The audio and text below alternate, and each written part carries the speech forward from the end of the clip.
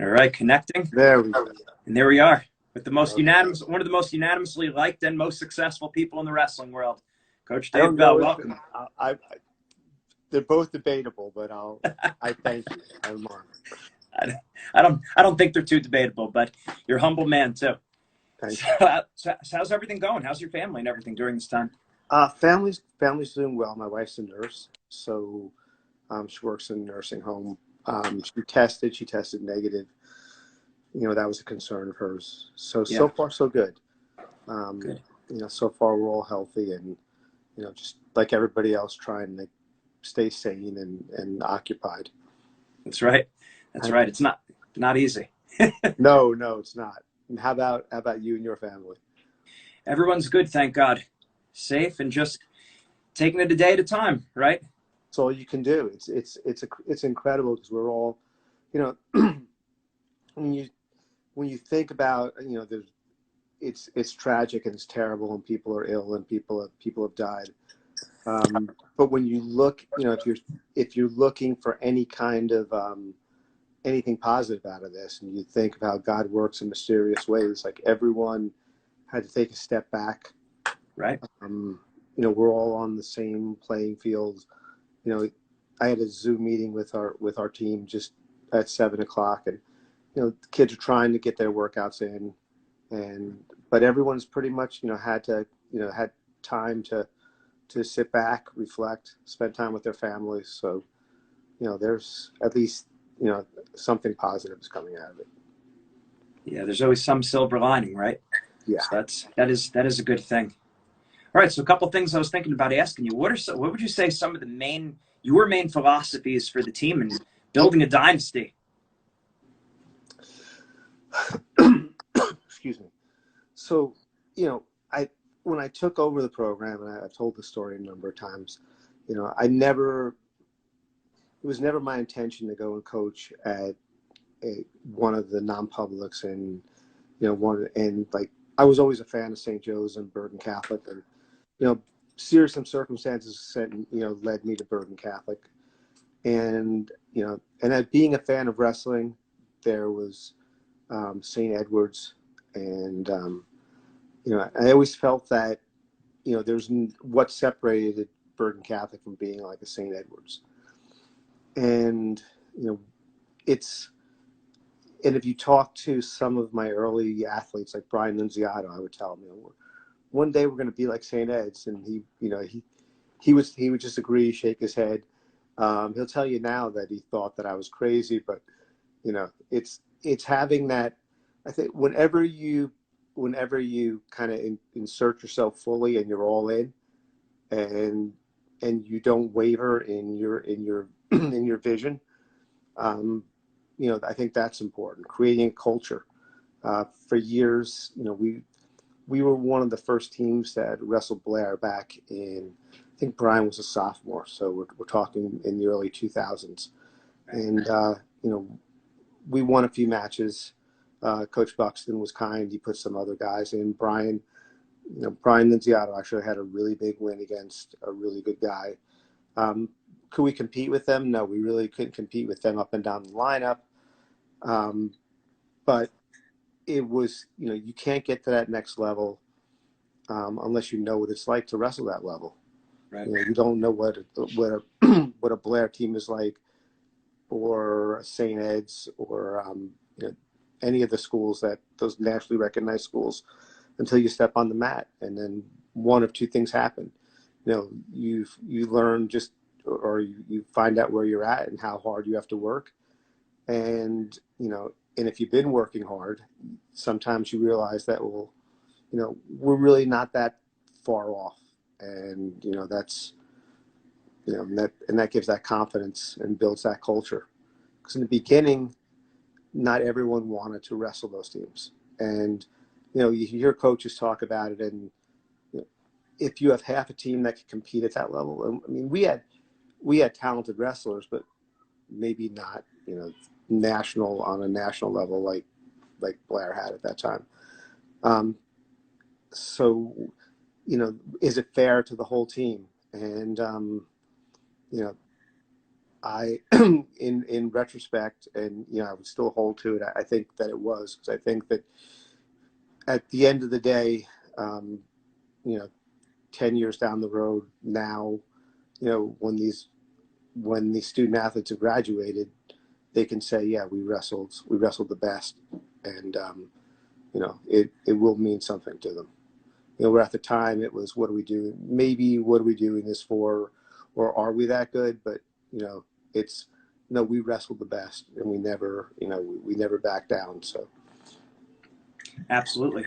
And a lot of your guys, even in the room, the wrestle offs, they're going up against the best guys who could be state qualifier, state place winners on a daily yeah, basis. it's one of the things, and that's another thing. Like we, always chasing the better teams, and um, and I'm not going to give myself credit. I'm not going to say I'm any kind of a super coach, but I think the difference was, when you had those partners. If you had, there was a time when we had 5 or 6 good partners, and then the other team, or the rest of the team, had decent partners. But as the room got better and as it got deeper, and everyone had to compete on a daily basis in practice, that just changed the dynamic. And Yeah. you look at that, put that equation out to any of the top schools in the nation, the Wyoming Sems and the Blairs and the Montinis, and you say, when you have to compete with the best kids in the country that are also on your team, Right. it makes a big difference. That was I think that was the game changer for us when first Johnny Sebastian came, and then then Nick Soriano and Joe Grello and Kevin Mulligan, and once we had that momentum, that was that turned us around. Yeah. And how do you keep the kids motivated when they have a workout partner or someone in their weight who can beat them? Maybe they're the backup this year. They know they could be someplace else and starting. How do you keep their minds in the right place? Let's stay here. Let's see it all the way through. This is your, great chance of success. How do you do that? That's a difficult thing, and especially in our sport. If it's in some of the other sports, in football, you can get basketball, you can substitute kids in and out, you can get playing time. In wrestling, there's that one spot, and it takes a lot um, for for for someone to come to a Bergen Catholic or Del Barton and say, I may not start, um, but at the same time, I'm here. Let me just. I think the philosophy is, and the underlying philosophy is, is it more important for me to start, or do I want to become a better wrestler? And do I want to be challenged every day?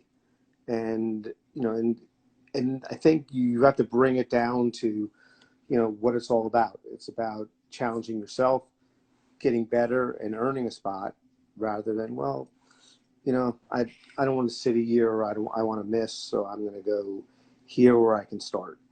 And I'm not saying that's a wrong choice, but I think the ideal choice is to go where you have your best opportunity to get better, and school wise, culture wise, everything is is the best for you. And it may be Bergen Catholic, it may not be Bergen Catholic, but I think that's the way you have to approach it. A story I tell all the time, um, in college, the wrestling coach that I had at Slippery Rock State College, Fred Powell, he was still to this day like the greatest technician in terms of motivational, and he just an amazing man. And he wrestled for Granby High School under Billy Martin back in the 60s. And his teammate was Grace Simons. And do you know Grace Simons? No. Grace Simons, if you look at like wrestling history, he was considered one of the greatest lightweights of all time. He was a 3-time NCAA champion for Lock Haven. You couldn't wrestle as a freshman then. That was freshmen couldn't wrestle varsity. And Fred Powell was, in high school, they were separated by a weight class, but going into college, they were going to be the same weight, and that was 115. And you know, Gray Simons went to Lock Haven, and Fred Powell followed him to Lock Haven. And they said, well, you know, you can't beat Gray. Why are you going there? And he said, well, that's my best partner. And he was behind Gray Simons for a couple of years. And then once Gray Simon graduated, he became a national champ. So, you know, I think, you know, that's been a big influence, that kind of attitude. And, you know, Yeah. coming into these, you have to believe you're going to have a spot. You have to believe that you're going to earn a spot. If you're not, you know, how will you go out and win a state championship if you don't think you can win a spot on your team? So, you know, it's all mindset. And, Absolutely. and this year we had some, you know, we had a lot of guys commit to come to us who are very talented, who could have started on other teams.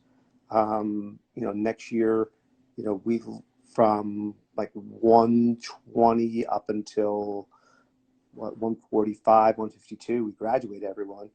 But we have a bunch of freshmen that were there and some coming in that, you know, they'll be ready to step in.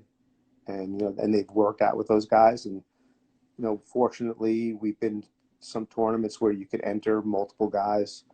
You know, so talk about keeping interest, like we try to get guys in as much as we can. You know, I'd rather go quality and training as opposed to, you know, quantity and, you know, and so, you know, our guys have that philosophy. They'll sit matches, other guys will wrestle, and, you know, it's been working for us. Absolutely. And like you said, that's an important point. The goal dictates the behavior. And I know a lot of people that come to Bergen Catholic, their goal is to wrestle in college. Well, college, now you're dealing with everyone's good. So where are you going to make yourself the best wrestler? Of course, it's not just about wrestling. It's the faith. It's the school. It's the situation. It's everything. But just Yes. we're just keying in on wrestling, if you're trying to be the best wrestler possible, you might need to, you know, join the pack of the pack of lions as opposed to being the lead among wolves.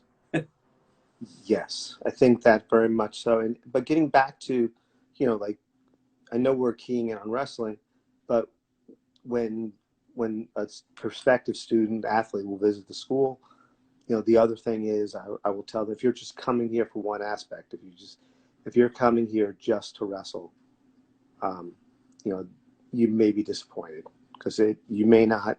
You really have to buy in and love, like, the culture of the school. And, you know, I think all that lends to, you know, it's again, I hate to keep using the word cultural thing, but it's the culture of the school, and, you know, you need to enjoy and be comfortable. And I think that helps you. If you're miserable with everything else and wrestling is, you know, your main impetus for being there, and if you should not get a spot, you know, chances are you're not going to want to stay. But if you love the school and, you know, and you have a good camaraderie with your team, you know, you're willing to put the time in. And there hasn't ever been anyone that has really put the time in and that has really had that desire that hasn't gotten their spot. Yeah, well, that makes sense. I know we keep saying the word culture, but what are some of the things that really makes Bergen Catholic's culture special? Because we see a lot of championship teams in different sports. So you start to say they're probably doing something similar. There's probably similar values and virtues that are being preached by by the teachers, by the coaches, by the administration. You know, again, I'm biased because, you know, I've been at the school for a long time. But in terms of, you know, people perceive us just to be an athletic school where, you know, that's where our focus is. But, you know, we honor our athletes, and, you know, we revere our athletes, but athletes and students, you know, everyone is treated the same. Yeah. And they talk about the brotherhood, and unless you've experienced it, it's a difficult thing to really to really voice, find the words to voice. But these kids are, the whole school is very supportive of one another.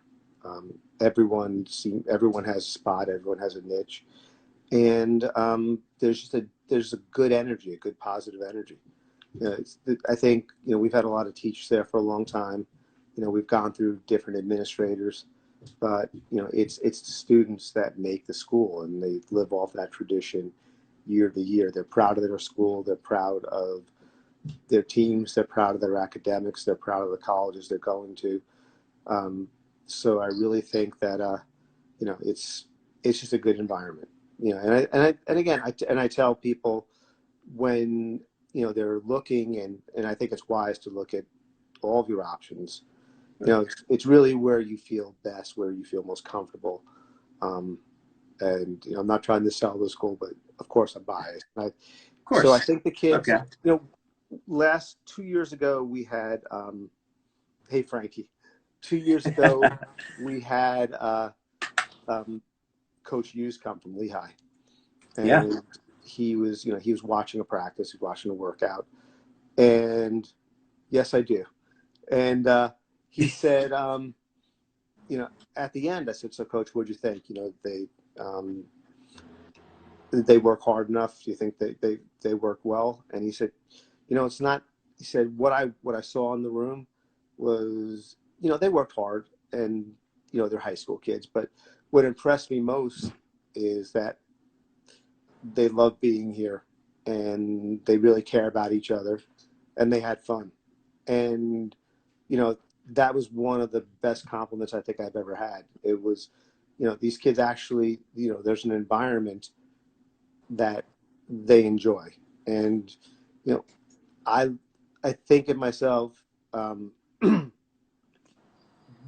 I think of myself as being more a facilitator, in terms of what's important for me is to, every kid is different, and Gary Mayheb. Are you familiar with Gary Mayheb? He's now with USA. He coached in Missouri, with doing Greco. He said, he had a great quote, always fair, never equal. Everyone gets treated fairly, but treatment isn't always equal, and it's people put different time into their training, and and not everyone, every kid, and even in college, that visit speaking with Coach Hughes, every kid is different, and one kid might be, like a Nick Soriano. Nick is. I don't think there's anyone that trained as hard as Nick. I mean, we have a lot of kids that train hard, but Nick, you kind of had to hold them back. And if we didn't have a match on Saturday, and we'd have a practice, and he would go, Coach, do you think, what do you think? Should I get a lift in? Should I take the day? And a kid like that, it's like, no, you take rest. There's no question about your commitment and what you're doing. And, you have to, and the other part of it is I feel like, there's kids that you really coach. And then there's kids, there are athletes that you manage. And when I say manage, coming from, especially from a mindset standpoint, and the athletes that we're getting, they're, they've already experienced a lot of success. There's a lot of expectations, and it's a lot of pressure. And sometimes they're not always, as much as they're not always in love with wrestling, as much as, they do it because it's their identity. I think their love for wrestling is kind of diminished by the demands and the pressure that are put on them. It's not easy for them just to go out and compete and do what they love. There's always, there's always something, criticism, or Sure. people are watching them closely. So it's, when you have an athlete like that, it's not always so much of, you know, they're talented, but you have to keep them, you have to find a way to keep them positive, to keep them motivated, to see it through and to get the best out of themselves, and, and as much enjoyment out of the sport as they can get. Yeah, that makes sense. And and I know you've dealt with a lot of wrestlers over the year, dealing with a lot of parents. What would be some good tips for parents on how to make the athlete's life better, facilitate their success, and also for the coach to help the coach do the coach's job, right? Everyone has a role. Parents parent, coaches coach, athletes compete, and there shouldn't be any overlap in between. So, Well, yeah. I think that one of the things, and it's not so much through any fault, not, I shouldn't say any fault, it's not intentional, but like negative programming. Like you can feel you're saying the right things, and not even being like not even being like negative reinforcement. You feel that you feel that you're saying the right thing, but it can have, just the opposite effect. Some years back, we had a wrestler who had, he was having a great deal of he was having a lot of difficulty making, I believe the weight class was 112 at the time.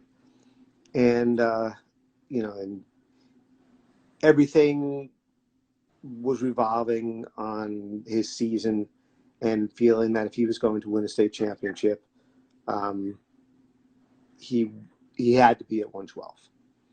And I remember his dad. We had a conference with him and his dad and myself, and his dad said, "So what? Go 119. If you're not a state champion, it's not a big deal." And and he meant that from his heart. Like, I'm still going to support you, but that's not what the wrestler wanted to hear at that time. So, it was good intent, but not well timed. At the end of it turned out well, because that wrestler did go 19 and he won a state championship. So there's two lessons in there. One, you just have to be supportive. Two, that you can't have doubts. You can't, that's picking weight classes and thinking, and I think a lot of parents think that as well. Well, if I can get my son or daughter now to this weight, that's a better path. And there's no better path, because every year someone comes from nowhere. And, and what are you telling your child if you're telling them that they can't compete in this weight? You're telling them that they're not good enough to win that weight. So, by saying that, you're saying, well, you could be a state champ, but not at that weight. So, am I that talented, or is it just, am I only as good as, am I better wrestling lesser competition or perceived lesser competition? So then I think you're putting ceilings on people. Dave Crowell, do you know Coach Crowell from Nazareth? Yeah. I was trying to I did a clinic with him, and he was so experienced, such a good speaker, it put me to shame. But he was telling, and it was a coach's clinic, speaking about programs and program building, and they asked him, he said, "You know what I tell my athletes?" And we looked at him, and it wasn't like, "Hey, you did a great." I messed up there. He would tell his parents what to say to their athletes. You would think, coming off the mat and saying, "Oh, you wrestled great tonight," that kind of quantifies how you wrestled. It's like judging your performance. He told parents, just tell your kids that I loved watching you wrestle tonight. I love watching you do what makes you happy. So there's no judgment, and there's like, did I wrestle good tonight? Maybe I didn't wrestle so good tonight. If I lost, I don't feel I wrestled well. It's like, no, you went out there, and it gave me great pleasure. I loved watching you compete, and I think I think that was incredible advice.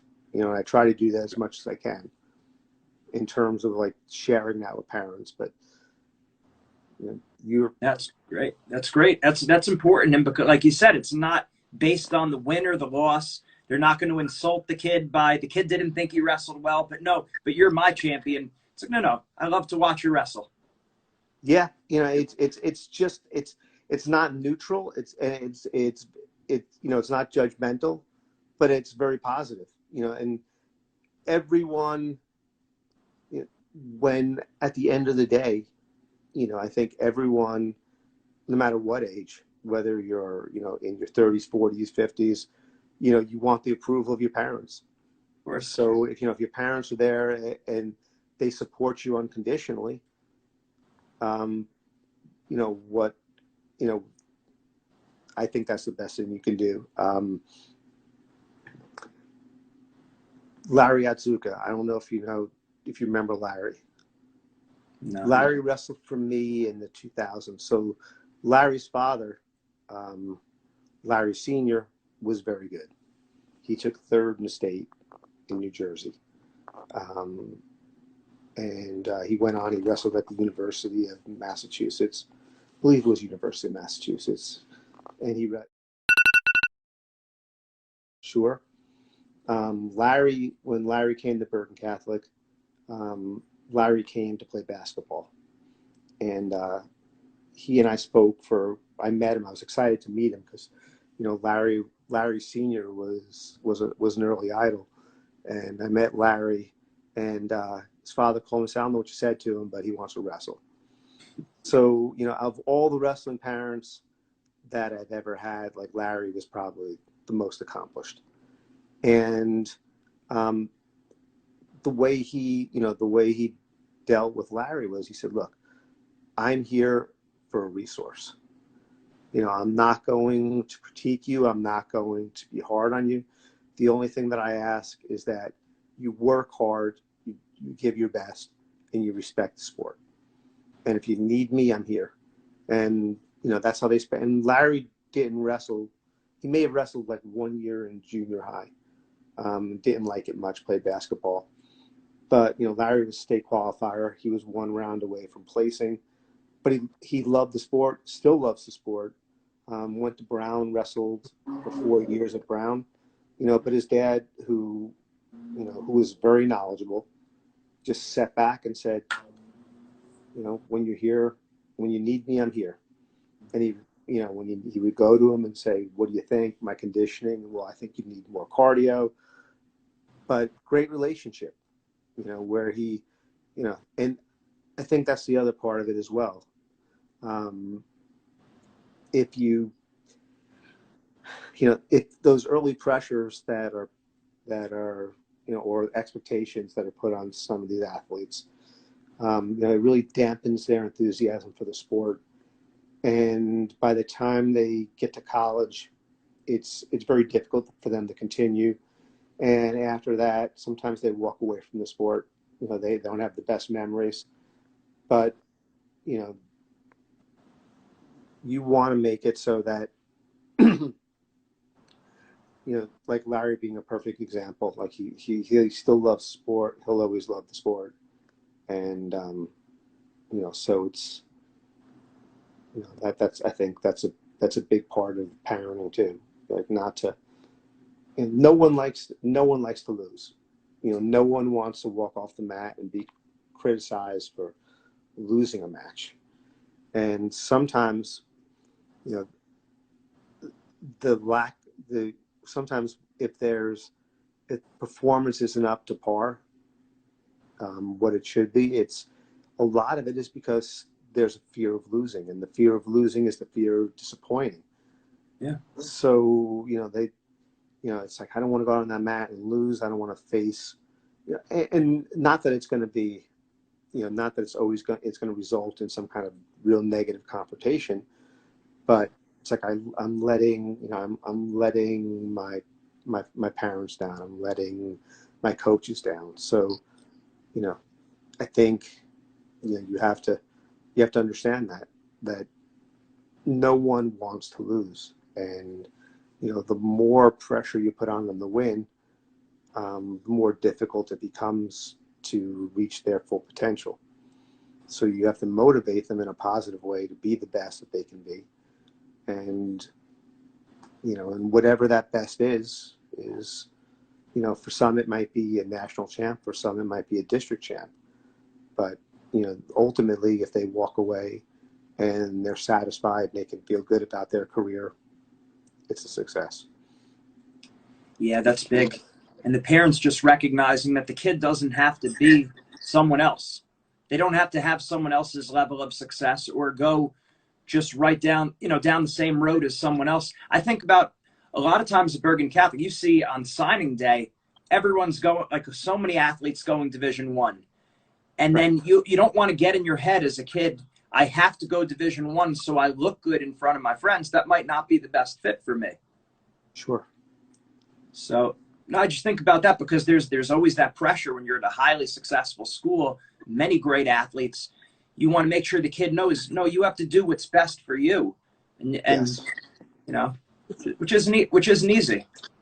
No, and it's just like choosing your high school.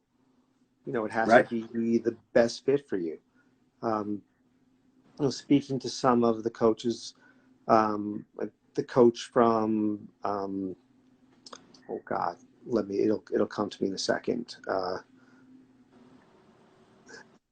I'm drawing a blank. Coach Honecker. I'm trying to think where the schools in New England. It's one of the best private schools, liberal arts schools. Williams, coach from Williams. He's always looking for that. It's such a great school, and it's not an Ivy League school, but if you're into academia, you're aware of just how good of a school it is, and he's always looking for that athlete that's right on the fringe of going Division I or Ivy, that he can steal and go to Davidson and get that education. Yeah. So there's options out there for a great education. NYU, we've had a bunch of kids go to NYU and be very successful, as wrestlers and coming out, and and you're right. You have to realize, you have to make the best choice for your future, and sometimes that isn't always going a Division I route. Yeah, that's true. I hope all the wrestlers are really taking to heart all these things here because there's a lot of great gold nuggets of information that if they apply that's really going to help them and parents too because the parents need it, the athletes need it, the coaches need. We all need it, right? It's athlete, coaches, parents. The more you get people on the same page, that's how you build a dynasty, and that's how people are happy. Because I'm sure you've seen times where there might have been the success, but maybe people weren't as happy. And then there were other times where there was the success and it was enjoyable. And how much better, how much sweeter is that? It's yes, and a lot of times, a lot of our greatest, what I consider some of the greatest successes since I've been a coach, hasn't been the wrestler at the top of the podium, and and those successes. Talking about like a young man, we had Evan Quinn a few years ago, and he started for us as a sophomore, as a junior, and he lost a spot as a senior. And it's when you're a 16, 17-year-old kid, that's very difficult to process. And people were saying, well, why would you stay there? You're not going to wrestle varsity. You should transfer. And he said, no, this is my school, and this is my team. And he stayed on, and he worked out with the team trained with the team the whole year. We got every opportunity to have him wrestle. He wrestled, and as a coach, there are people out there, and I don't mean to be negative, that will say, like, why would you go to Bergen Catholic? They're going to recruit over you. They're notorious for that. And we all took it to heart. It hurt because Evan's a great kid, and he saw it through, and he was, by the end of the year, like he was the team rallied around him, and he was, you know, he was. I looked at him as a hero, and he still loves the school. He comes back and he still visits all the time, and we speak, and it's. I couldn't be more proud. I couldn't be more proud of him than winning a state championship or winning a national championship. Tommy Casper, you know, another kid who came in who was, he was talented when he came in. He was behind another wrestler, and then he started wrestling. You know, he got a shot at varsity, and senior year, like I made him a captain. You know, you think he can handle this, the other coaches, and he wasn't vocal, but he was everything that Tommy did. He did to the fullest of his ability, you know, with integrity, and he ended up like being like the driving force of the team, like the heart and soul of the team. And he wrestled in the state tournament, and he wrestled a wrestler from Delbarton, and it was a great match, and it went right to the ride out, and Tommy couldn't get out from the bottom. He couldn't escape, and the Delbarton wrestler, he had it just before like the last, like the sudden victory ride out at the end. You know, he had an ankle injury. So Brian Nunziato and I were in the corner, and we were saying, we knew that he should have got, we said, he should go down. He's going to get out. You know, this kid, he's a bit injured. He can't push off his foot. And this is, you know, he can get out. Or I'm sorry, we thought he should take top. Because he won't, right. Because we felt he couldn't get out. And we felt that now with an ankle injury, he's a little banged up. We can ride him. And Tommy came over and he said, I'm getting out. And, you know, Brian and I looked at each other, and he said with such great conviction, no, I'm getting out. And we said, all right, you know, against our better judgment, we said, you know, you're a senior, your choice, you go down. And he didn't get out. He lost. You know, after the match, went over to him, and he was in tears, and it wasn't about not placing. He said, you know, my biggest regret is I'll never get to wear this uniform again. And, you know, that kind of commitment to the program and to the school, and, you know, that's a champion. And we lose sight of, you know, what a champion is. You know, a champion isn't always the guy that gets his hand raised. That's absolutely right. There's a lot of things that go into being a champion. That's right. We're always saying it, and all the great coaches are saying it, that we're really just using the sport as a vehicle to build virtue, right, and lessons for life. So it's of course, everyone's trying to be successful, but it's the relationships. I could definitely attest to that brotherhood that you spoke about at Bergen Catholic. I know everyone. That's most people that I see that are there. They're very happy to come back and then give back. They have that cohesiveness. They love being Crusaders. It's who they are at the school. And I know it's a big part. I know you're a humble man. You won't say it, but you have a lot to do with that. And everyone I know that watches knows that too. And everything you've done and all the hard work you put in, and dealing with a lot of egos over the years. It's just, you know, being the man, the glue that holds it all together. It's a great thing. It's a testament to you and the coaching staff and the school, the administrators, everyone. Yeah. So, I've been very fortunate. I've had great kids and great alumni, and, you know, and support. So, you know, it's a group effort. It's not, you know, not any one person. That's it. We is greater than me. Yes. But make no mistake, you're a big reason for the success. So, Coach, thank you for all you do for Bergen Catholic and also for the sport. Like I said, anyone who I talk to, everyone's a big Dave Bell fan. That's one of those unanimous things that you see. And it's real easy to see why. But thank you, Coach. We could talk all night. I'd love to do it again. Thank you very much. Appreciate it. Thank you so much. I'm honored to be on.